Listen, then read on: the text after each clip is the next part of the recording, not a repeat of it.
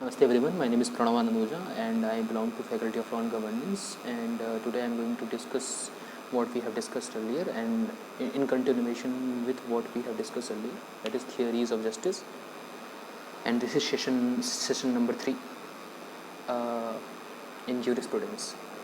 So till now what we have discussed Aristotle, Plato and John Rawls' first principle. Now we come to second principle. So what does this second principle mean?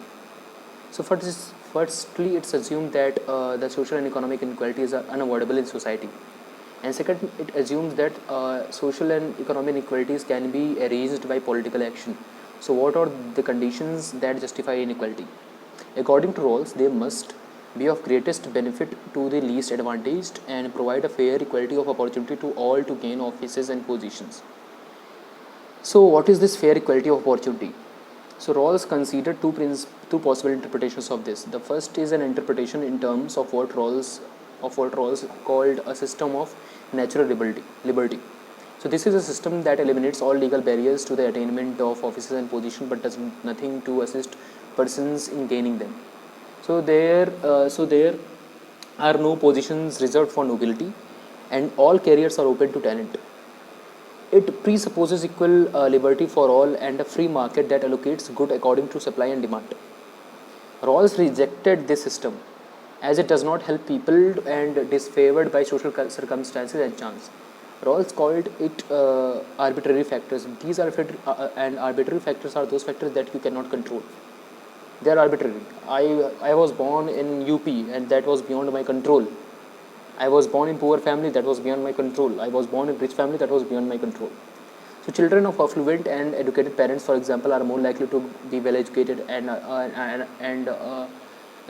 are children of poor working class families. So chance brings windfalls to some and adversity to others. According to Rawls, a system of natural liberty does not offset these factors. This is not entirely true. There is no reason to presume that human qualities such as friendship, charity and benevolence are lacking in the state of natural liberty. So the second option is what Rawls called as liberal interpretation. Now this liberal interpretation is not classic liberalism or libertarianism.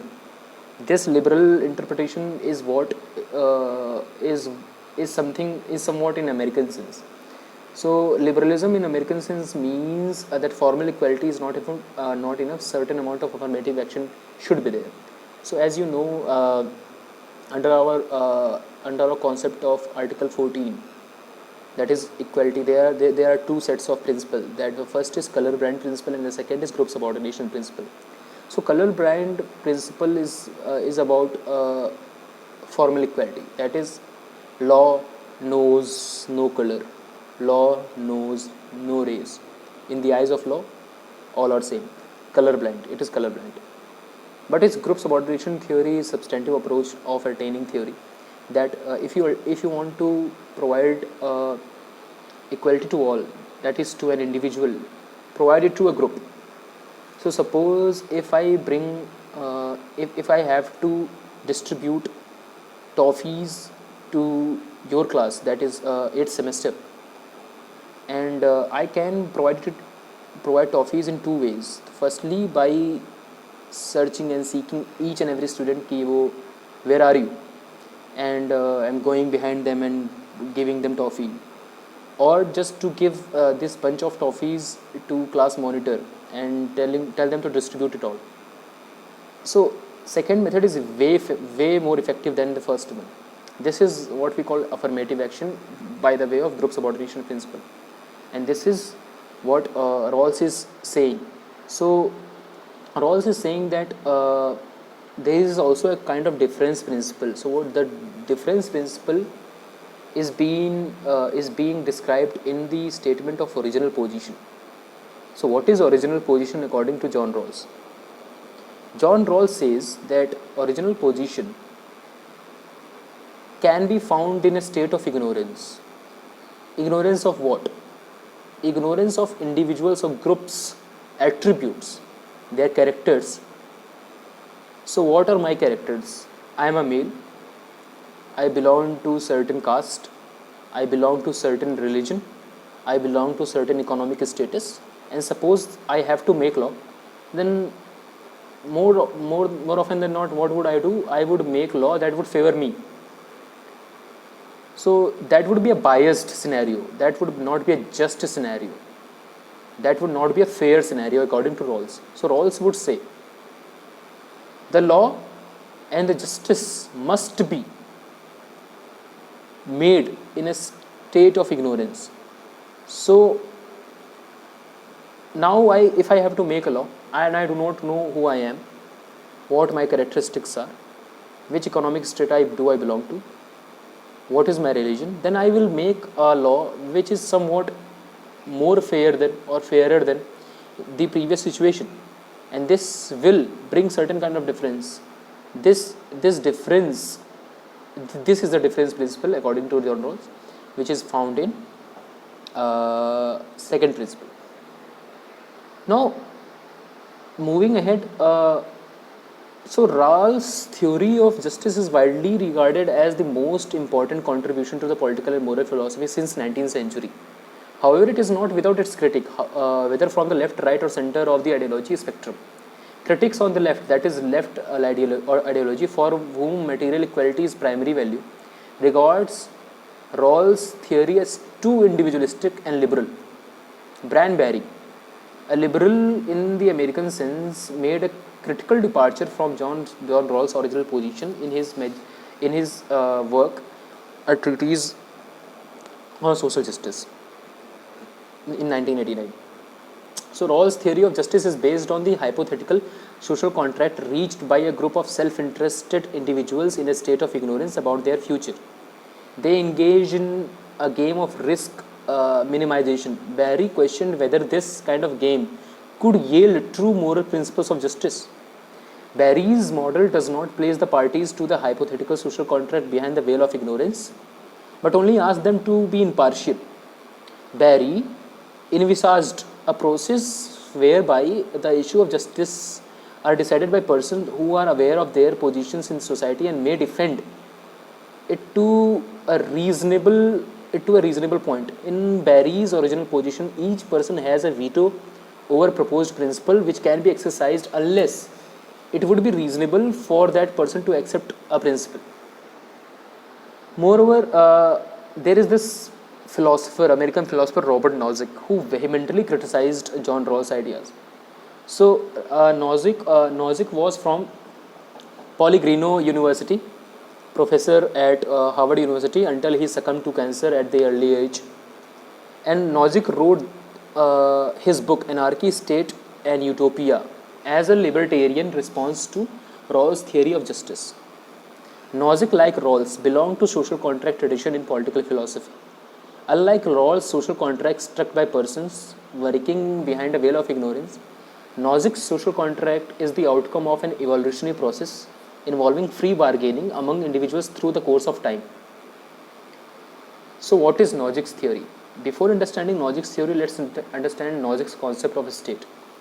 Nozick's concept of a state is a night watchman principle. What is night watchman? A state's only job is to provide security, nothing else. It's a classic Lockean principle. So in Lockean principle, in social contract, what is John Locke did? John Locke said that persons can let every individual must surrender all of their rights to the state except three, that is life, liberty and property. And what does state do? State would only provide security because they used to live in state of nature. So this is Lockean principle. So this night watchman state or the police state, the ultra minimal state, has no distributive function. Those who purchase its services gains its protection, but not others.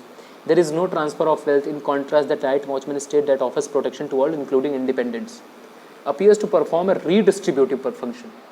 Members pay for the protection of non-members. Nozick argued that despite this appearance, the night watchman is not a redistributive state. How so? Remember that night watchman state arises without the violation of anyone's rights, purely through contract. It exists to protect rights and not to violate rights, even of independents. The independents may use self-help to vindicate their rights against members. The night watchman state may ask the independents to use fair procedure before they act against a member. because members have right to fair procedure. In other words, it prohibits the use of what it deems to be unfair procedure. Moving on. What is Nozick's entitlement theory of justice? In simple words, if I have to explain what is entitlement theory of justice, it is this. If you are entitled, then it would within the ambit of justice to get you that. So, Nozick started his entitlement theory of justice by denying that anyone is entitled to engage in distribution of property. The philosophical foundation of his theory of justice in a free society is revealed by him as there is no central distribution, no person of group entitled to control all the resources, jointly deciding how they are doled out and what each person gets. He gets from others who gives to him in exchange of for something or as a gift. In a free society, diverse persons control different resources and new holdings arise out of voluntary exchanges and actions of persons. There is no more redistributing or distribution of shares than there is a distributing of mates in a society in which persons choose whom they shall marry. So Nozick understood distribution purely in the sense of entitlement. Thus, the complete principle of justice would say simply that a distribution is just if everyone is entitled to the holding that they possess under the distribution. Justice in holdings is represented by the following three rules. A person who requires a holding in accordance with the principle of justice in acquisition is entitled to that holding. Second, a person who acquires a holding in accordance with the principle of justice in transfer from someone else who is entitled to the holding is entitled to the holding. Third, no one is entitled to a holding except by applications of 1 and 2.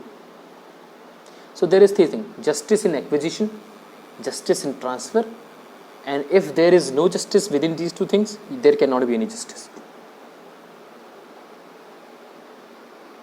So this is Nozick's principle of justice.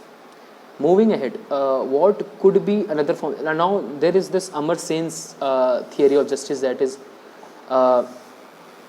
justice as the idea of justice. In his famous book, The Idea of Justice, he says that there are two Indian concepts, Niti and Nyaya. Niti the word Niti in Indian context means, or in English context would mean policy, and Nyaya would mean justice. So Niti is like policy goals, what to achieve, and Nyaya is to attaining them. So I would conclude the theory of justice by saying that we need to keep in mind that justice means different ideas to different persons. The evolutionists understood justice as the observance of the fundamental rules of conduct established by the accumulated experience of humankind. Care for the victims of misfortune was left to beneficents.